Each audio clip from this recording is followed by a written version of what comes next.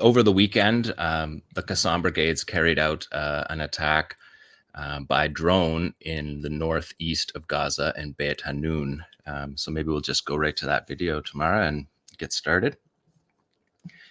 So what we're seeing here is a thermal imaging camera, apparently a night operation. We're looking down from a quadcopter, actually a hexacopter, six blades, over an IDF military camp in the northeast of Gaza.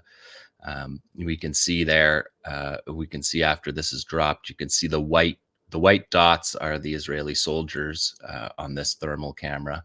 And you can see with this drone operation that the targeting is precise right along the bank there where the soldiers are based. And you can see in this footage that we're watching, if you're listening online, you can see them, the soldiers fleeing from the grenade that's dropped. And we're seeing a 𝐓𝐡𝐞 built, Gaza built anti-personnel device that's being dropped. We're looking down, straight down now at an Israeli army camp. You can see their tents in their position inside of Gaza in the buffer zone.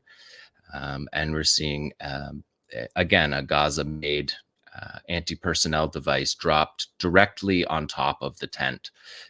Both of the munitions dropped from this drone hit their targets. Which is something that we have seen the Palestinians use several times throughout the course of this war that began on October 7th. And we saw the other day, Abu Ubaidah gave a speech where he said that our forces appear where they least expect it. And so, yeah, here we go. Let me just show you this. This is the Israeli military camp, and just Tamara's frozen it here to show you the way that they have built these berms around their positions and how high they've gotten them in the 5 months that they've been working on this inside Gaza. So you can see they're creating these fortified camps. And so this drone activity, if we carry on from here tomorrow, you can see that the drone activity gets you immediately over top of this camp. And the precision with which these drone strikes are used by Palestinians is remarkable. And we saw it on October 7th as well. If we could just go to number 2 here tomorrow, there's a series of operations.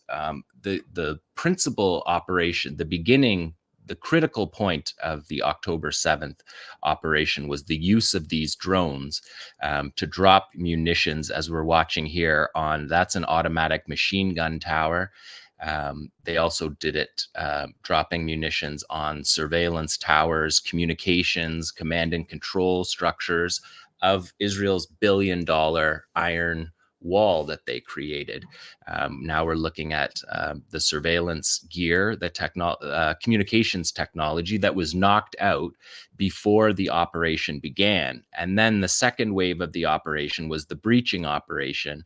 And part of that operation was to attack Israeli soldiers stationed along the border. And we're watching right now drone attacks on Israeli bases. And then here we're seeing them on top of tanks. We're seeing with this munition that they're actually dropping Yasin warheads, tandem anti-tank missiles. They're dropping them from the quadcopter here, from the drone. And we can see there the tanks ammunition burn off because of the direct strike. And we see that these tanks don't have what we know that the tanks, by the time the ground invasion began, the tanks had what are called cope cages installed on top of their tanks to protect them from these type of attacks. And we can see in this footage from October 7th that the tanks didn't have that gear. And you can see the tank there, direct hit against its ammunition stores at the back of the tank. That doesn't have the cope cage. And so the critical element to the October 7th operation was knocking out this billion-dollar wall which separated command and control for the Israeli army that had relied on this surveillance technology in order to monitor the border. So on the October 7th operation, these drones, it wasn't simply drones, it was drones. They also used sniper rifles against these communication systems and automatic machine gun posts, but they went methodically, systematically across the border regions, knocking out each one of these critical towers. And so this is what allowed the operation that ultimately saw the overrunning of the Gaza division. In less than an hour, the Gaza division was overrun and its commanders were captured. And the operation hinged upon these drone operations that we've seen. And maybe we can go to number 3 here tomorrow. They've used these drone operations. This is the beginning of the ground war. This is in November in Beit Hanun, after the first month of the air war. And you can see in this video the absolute destruction of just those first few weeks of the war. And you can see dangling there, that's the munition, the 𝐓𝐡𝐞 built anti-personnel device. The drone gets right over top of an Israeli forces, looks like they're sitting around lunch there, and the grenade drops right into the middle of the group. So, and we know from 𝐓𝐡𝐞 videos before the operation that these were practiced within the Gaza Strip, and it's a very challenging environment because of the surveillance of the Israelis to train with these devices. So it's really remarkable to see the skill with which let's call them the 𝐓𝐡𝐞 Air Force, their air control systems technicians are able to execute these operations against both the anti-drone technology that the Israelis have, but also once in position, being able to drop these munitions into the precise spot, accounting for all of the factors that are happening, the wind and whatnot, and landing them in the middle of these troop gatherings. So maybe we go to number 4 here tomorrow, because when the war began in Khan Yunis in December, one of the first operations in Khan Yunis was to drop a Yassin warhead, tandem charge warhead, on top of a Namr troop carrier there. And we can see the Israeli, you see 2 tanks beside that troop carrier. And so the targeting has decided here, in this case, to choose the personnel carrier, which has 12 soldiers in it, over the tank that's right beside it. But you can see that tank position. And so we saw the videos from October 7th. We saw it from the beginning of the ground war in November in Beit Hanun. And this is the beginning of the ground war in the south in Khan Yunis. Incidentally, 3 months on plus, and the battle in Khan Yunis is still carrying on, and the Israelis had to rotate out their paratroopers brigade out of Khan Yunis, and their commander said that they weren't able to complete their job of dismantling Hamas. They've been in Khan Yunis for 3 months. The symbolic home of Yahya Sinwar and Mohammed Deif, the leader of the 𝐓𝐡𝐞 brigades. No captives have been found. No captive information has been found. No commanders have been taken out in that operation. But the operation from the resistance side began with this targeting by drone of the Israeli military positions on the edge of Khan Yunis. So I just wanted to bring that to people and show the way that Palestinians have been able to use drone technology in this war for the first time that we've seen in this in the history of the conflict, that we've seen them use drones in this way. And quite successfully use those drones. So that operation that we began with was just on this weekend. But I just wanted to show you some of the history of the use of the drones during these battles. So maybe we can go to number 5 here tomorrow. This is in Zaytun. This is Saraya al-Quds, the armed wing of Islamic Jihad, setting up a roadside bomb. And this is the most detailed video that they've shown us of the preparations for this attack, this type of attack that we've seen many times in the field reports, but we haven't seen before on video, showing them rigging up multiple explosives, connecting them on the roadside here. And they're going to show us in the next clip here, they're going to show us the Israeli armored column that they know through surveillance is taking the route that they're planting that explosive. So many triangles there showing you. And if you can see on those tanks there, you can see the cope cages on the top of those tanks. They've made them actually into canopies to try to protect against munitions being dropped on top of them. And so here's the remnants of that operation, which I think, so this is the from a tracked vehicle. And I think when Palestinians are able to go back to their homes, we're going to see more of this footage of destroyed armored vehicles. We're already seeing them in the areas that Palestinians are able to return to, that the remnants of these vehicles are around. And it appears, as happened in Lebanon when one of their armored vehicles was hit, and also when one of their drones was downed in Lebanon, that the Israeli army came back after and bombed the vehicles, the destroyed vehicles, bombed them so that these pieces of the vehicles can't be used to put in museums like the Resistance Museum in South Lebanon, that shows these kind of military trophies, if you will. So you can see there on those tanks, you can see the reflection is the cope cage that they've built on top of their armored vehicles and installed those directly because of the impact of that October 7th video that I just showed, of the efficacy of dropping munitions on top of the armored vehicles where they're less armored, thinner armor on the top than on the hull of the vehicles. And so we see here fighters showing Israeli gear that's left over after that ambush they planted, and they're showing a helmet here that's destroyed. So let's go to number 6 tomorrow, because Saraya al-Quds was fighting in Zaytun. The fight in Zaytun has ended. It was a 2-week battle that I showed you on the last couple of episodes.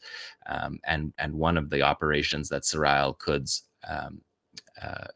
executed was to rewire an unexploded F-16 American and Israeli bomb dropped on civilian homes in Zaytun, and fighters from Saraya al-Quds were able to rework that and detonate it against an Israeli force. So if you didn't see last week's show, you should go back and check that out, because that's a pretty remarkable operation that took place. And so this is Saraya al-Quds showing us their fighters in the battle in Zaytun, and the Israelis withdrew from Zaytun. And it doesn't appear as though they were able to achieve their objectives of attacking a tunnel network that they say. I mean, they say everything is a tunnel network that they're attacking, but the footage of them fighting in tunnels is still non-existent. And the Israeli field reports have really not even bothered with the tunnel operations of late. So the ability for the Israelis to reach the resistance doesn't appear to be impacted by this battle in Zaytun, that Saraya al-Quds and all of the factions were involved in the battle in Zaytun, which is in Gaza City, an area that the Israelis said that they had full operational control over in early December. Just clearly not the case. Maybe we can go to number 7 here tomorrow, because this is also Beit Hanun in the northeast of Gaza, this area that the Israelis said that they had operational control of in late November, and clearly do not. We're watching their forces in view here. We've edited this clip, but this is a sniper operation by the Qassam brigades. We don't see which weapon, if it was a Dragunov or the Al-Ghul sniper rifle that we've talked about before on the show. And that second shot just misses that soldier, who presumably will remember that for the rest of his life. That was a very close call from that sniper position. And again, these sniper operations the drone operations.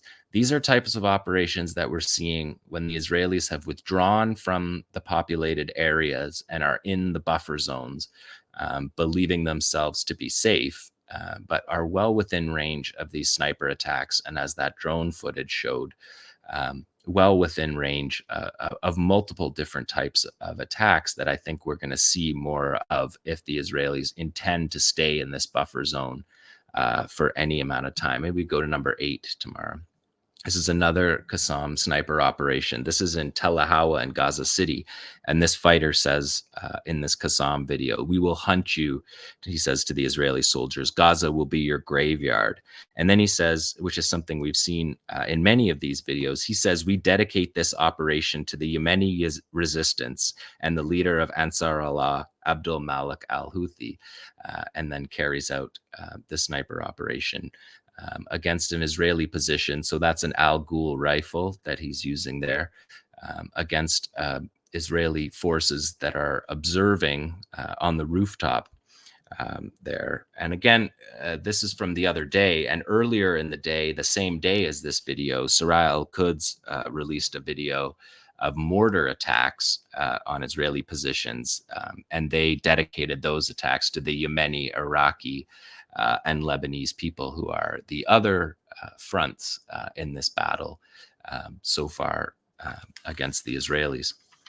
And I just wanted to show one from, we'll let this one roll one more time through. So this is the 𝐓𝐴l sniper rifle.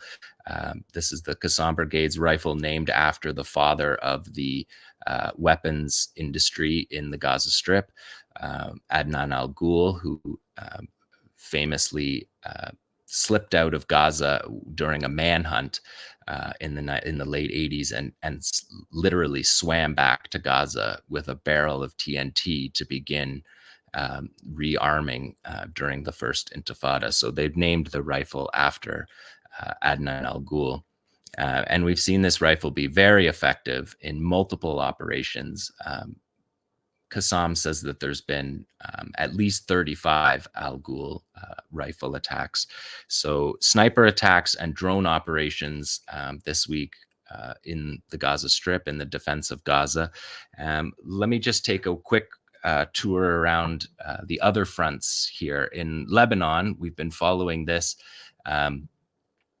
We've been following this development, which is the Hezbollah use of this Almas top attack anti-tank missile, which is a reverse engineered anti-tank missile system that was captured by Hezbollah during the 2006 July war. And we're seeing the missile strike coming down here on a Namr troop carrier, again, a 12-person crew in the Namr troop carrier that believes that he's protected behind a berm, but with this Almas anti-tank missile, they're able to be fired and controlled from a separate location and essentially driven down to hit any target. The missile can rise and drop. And that's what we're seeing here, it coming down on top of a Namr troop carrier. And just to say, Hezbollah said the other day that this is part of 1,200 military operations that they have carried out since October the 8th.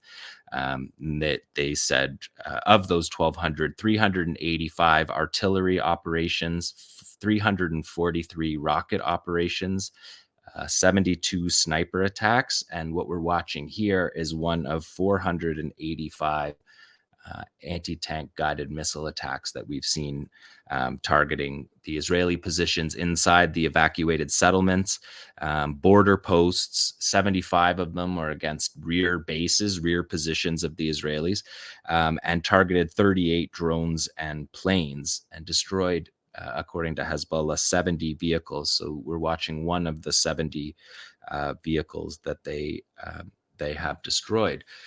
So that's on the Lebanon front. And then maybe after this part here tomorrow, we can skip to number 10.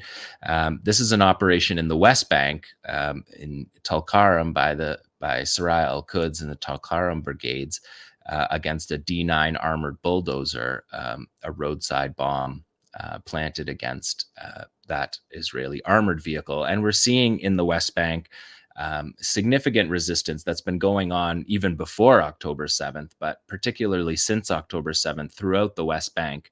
And just yesterday alone, there was 26 resistance operations throughout the West Bank. 8 of them armed confrontations, gunfights with the Israeli soldiers. 4 of them were IEDs, like we're seeing here, improvised explosive devices being used against invading Israeli forces into the camp. And they went into the camp in Jenin yesterday, as Nora very ably described in the introduction. A mechanized invasion into Jenin, which has been a constant focus of the Israeli military and, of course, of the Palestinian resistance going back 100 years in Jenin, literally.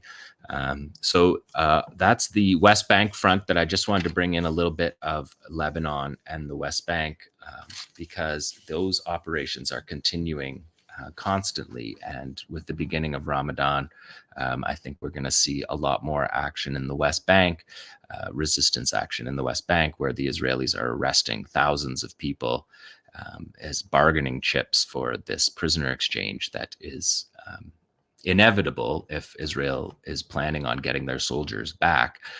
There'll be a prisoner exchange involving